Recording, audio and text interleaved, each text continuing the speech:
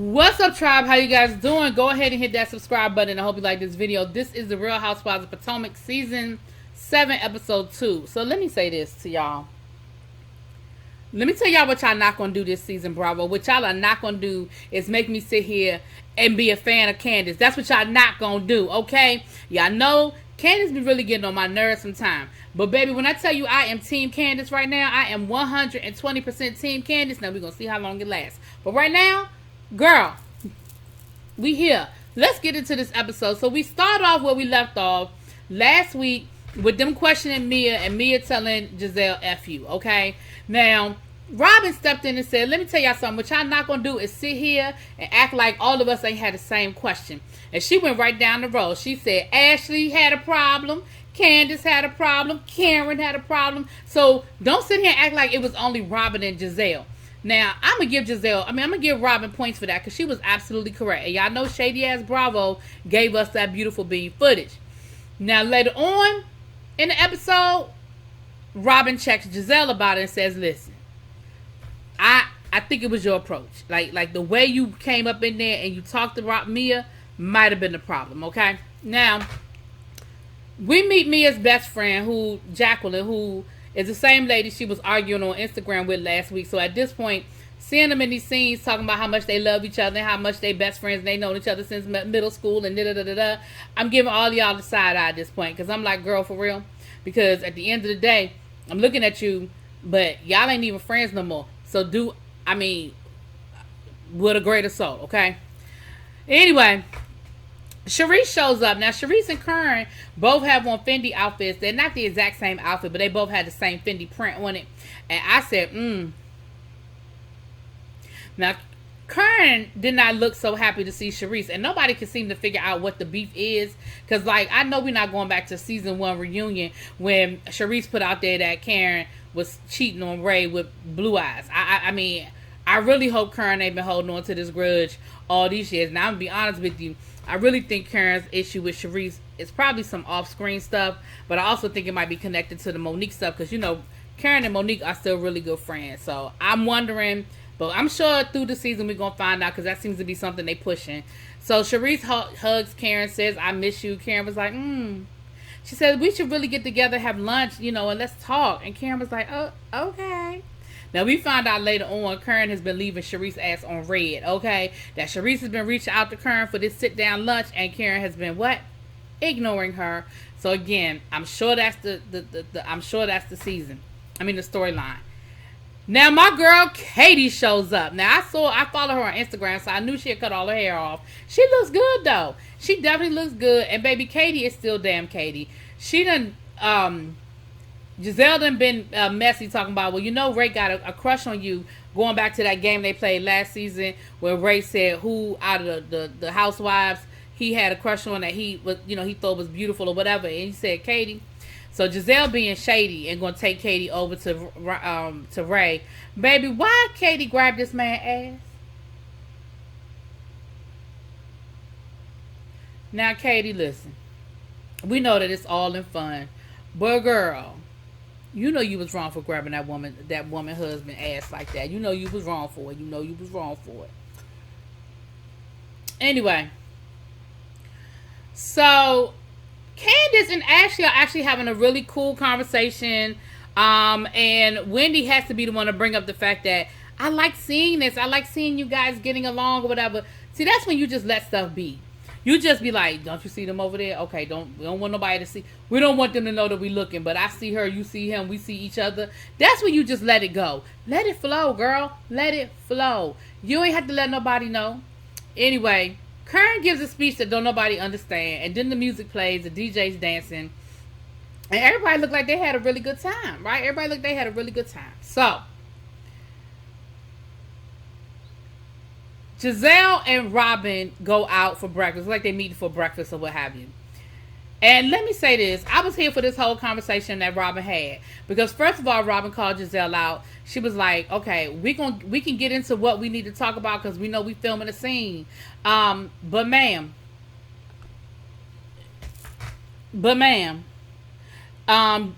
me and you got beef right now. And she was like, what did I do? And she was like, girl, why did you feel the need to be telling everybody that Juan's name is not on my house? Okay. And she was like, oh my gosh, like I thought she already knew. Robin was like, why would Ashley know who name is on my house? Like, why would Ashley know that? For real, Giselle don't need to know. I mean, I know you and Giselle are best friends, but it's just certain things you just don't tell about your husband that you know is going to emasculate him. Like, you got to let a man be a man. For whatever reason that y'all don't have Juan's name on that deed, really ain't nobody else's business, and you really didn't need to tell nobody. So Giselle shouldn't have known, number one. But Giselle, you damn sure know that wasn't something you was supposed to repeat, okay? Even if you thought Ashley knew, girl, you knew them cameras was right there. That ain't something y'all need, that you know Robin didn't want that out there. Now, Robin said that her interest rate would have been higher, and that's why Juan's name not on it, because his credit has not bounced back from the foreclosure. Let me say what I'm... How do I say this?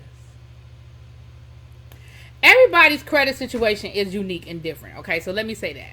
But let me tell you that I have friends who have had foreclosures, and they have gone on to buy custom-built homes.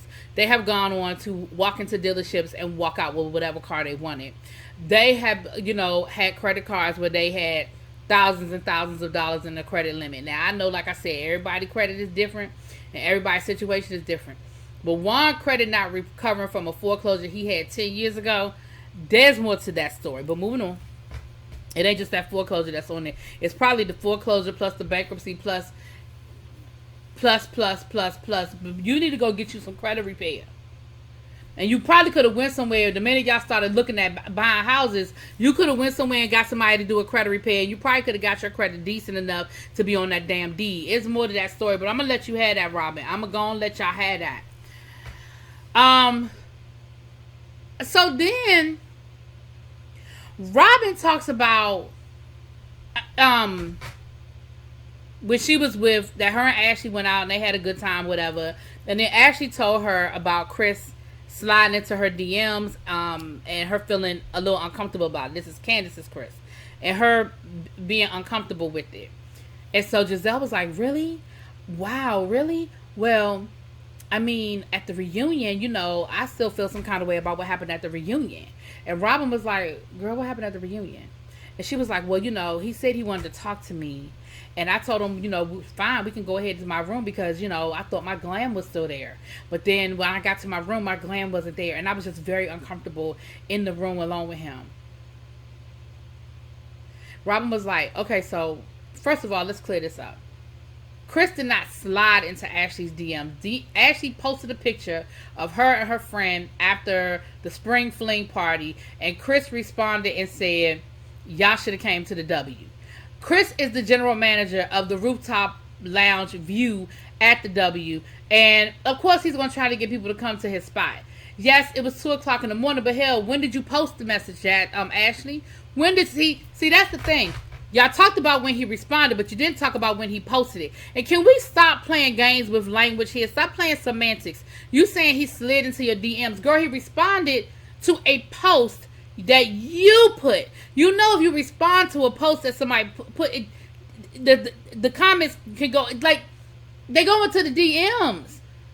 Ma'am, he did not slide into your DMs. He did not make a salacious remark. He didn't say I got a room at the W. He said y'all should have came to the W because I guess he assumed that everybody know he worked there. So, thank you, Robin, for not allowing Giselle to turn that into a whole thing, even though they turned it into a whole thing anyway. So then Giselle tells her story about Chris coming into the room, and Robin was like, why are you doing this? Like, Chris is a friend. Like, we've been over their house. He's cooked dinner for us. Like, why are you making this a thing? Like, I don't think there was any ill intent. I think he sees you as a friend and he just wanted to have a conversation with you privately. Because she said, well, I think he was talking about Candace. To me, that's the bigger story. Girl, what was he saying about Candace? That's what I want to know. And so, bravo to you, Robin, for not allowing, or at least trying to not allow Giselle to turn this into a whole thing. And she was like, well, I just feel like I need to talk to Candace about it. And Robin was like, girl, go off, whatever. Now, we see Kern go visit her doctor. I'm confused, and I need y'all to clear this up for me. And I'm not even being funny. I'm being dead serious. Did Karen get implants again? Because remember, after season 1, Karen said she got her implants taken out. I thought she said last week that she just had a breast lift. Now, maybe I don't understand what an actual breast lift entails, but I understand that you're a woman of a particular age, and when they get the drooping, you want to pull them back up. I don't see what the problem is. So Ray was like, oh, I just have a problem with this procedure because I don't want women out there to think this is something they need to do. And then Karen started talking about, well, I did this for me, and you know, this isn't something that I would encourage women to do in their 20s. And I'm like, women in their 20s don't need a breast lift. So Karen, did you get a breast lift or did you get implants put back in? I'm really confused, and I need y'all to clear this up for me, because I know I be loving Karen and I be going up for the grand dame. But you can't keep playing game semantics, okay? Either you had a breast lift or you had implants. Now, if it's the same thing, y'all tell me, because I don't know these things. I haven't had either one, okay? Candace's sister lived with them. That's it. She said that her family bought the girl a piece of land that they gonna build a house on, and so she living with them until her house get built. I ain't mad about it. Ashley, we see Ashley with, I don't know, the nanny, somebody child, I don't know.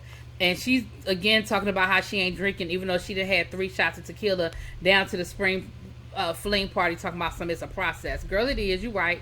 It's a process, and I ain't even judging you, but okay. She talked about the fact that, you know, Chris is still living in the house, and he's gonna stay at the apartment when they get there, when they move into the house that she put the contract on. And she said that, you know, people keep saying you're not sad, you're not sad, you're not sad. And she was like, well, I'm not really sad yet because nothing's really changed. I mean, we don't sleep in the same room. And then she said that, you know, she felt like both of them would move on pretty quickly. Yeah, because y'all never stop sleeping with other people.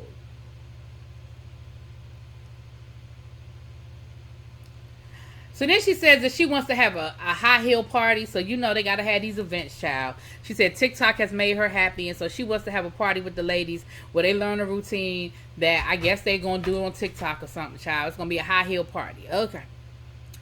Mia G and Jacqueline meet down to a little spot.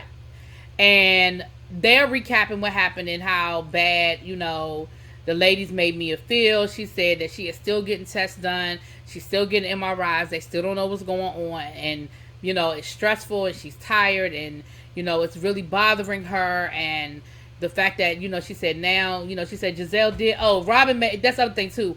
Robin made Giselle apologize to me and reach out to her because she was like, I think your approach was the problem and you probably should apologize. So Mia left her on red, child. Mia ain't responded and left her on red, okay?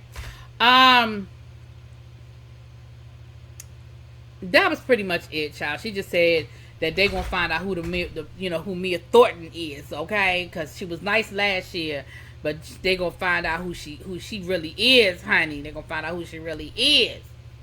So Ashley goes out with Candace, and they actually went to this really cute spot that I've been to before. It's called Swingers. It's an indoor putt-putt. It's a real cute little spot. Anyway, they went there, and, you know, Ashley says, you know, Candace, I feel like me and you are just getting back to a good space in our friendship, and I really don't want it to be a problem. I don't want to be, I don't know, you know, but I feel like I need to tell you this. So she tells Candace about the whole Chris situation and him sliding her DMs or whatever. And again, I appreciate that Candace did not jump to that bait. Candace even said, you know, I'm going to give you the benefit. In her mind, she was like, in her confessional, I'm going to give her the benefit of the doubt that she not being shady. But I'm kind of side-eyeing this whole situation. Like, my husband is the general manager, and he's trying to revitalize the club. So, of course, he's going to reach out to... And basically what she said was he's going to reach out to the famous people he know, the movers and shakers in D.C., to try to get y'all to come out to the club, to try to bring more people in. Like, oh, Ashley hangs out there. Oh, Chris is the manager. Oh, maybe I can run into Candace. And that's essentially what she was saying. That's why the hell they've been dropping the name of the damn club so many times, too. Because they want us to go. Duh. And so, but on the flip side, Candace was like, but I do appreciate you telling me, because if my husband was out in these streets acting a fool, then I need to know. And so I appreciate that you told me, because I would tell you. And then, of course, they would flash back to when Candace did tell Ashley that her husband was out in them streets. They talk about Grammy weekend. Candace went to Grammy weekend. She was networking, had a good time, moving and shaking with the folks, you know, that kind of thing. Um, we get to Ashley's event, her high heel party. Karen ain't coming because she said she got a fever of 103, but they really feel like Karen ain't coming because Sharice was coming, child. Robin shows up first, and then Giselle shows up. So then Robin was like, don't y'all have something to talk about? I was like, ooh, how obvious is this? And Giselle was like, do we have something to talk about? And Ashley was like, well, yeah, I did feel some kind of way that, you know, I feel like you was kind of coming at me at the fling party, you know, as it relates to, you know, this situation with Michael. And Giselle was like, yeah, because people don't buy houses with people they're divorcing. Like, that's just not what people do. So by this time, Sharice showed up, and Ashley was explaining that basically the part of our agreement is that Michael will buy that house because he can afford a house that I can't afford, okay? He can afford the type of house that I want.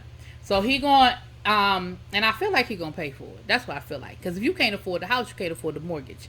But I feel like he paying for the house. And I'm not even, for that, I ain't mad at you. And that's what Sharice said. Sharice was like, well, I'm okay with that. Like, I don't think that's a bad thing. So Ashley, I think this was a really bad analogy because you tried to say, well, you got back with Jamal, and she was like, yeah, like 12 years later, first of all, and second of all, so are you saying y'all are back together? Because I don't see how Giselle getting back into her fake relationship with Jamal Bryant has anything to do with you buying a house with the man you say you're trying to divorce. I didn't see the connection. I didn't see the correlation there. So anyway, everybody shows up except for Karen, and they dancing. I'm not about to go through all of that, child, because I don't care. So we get to the end, and Giselle says she wants to talk to Candace. So she pulls Candace aside. They're by themselves in the room, and Giselle tells Candace this story about feeling uncomfortable at the reunion.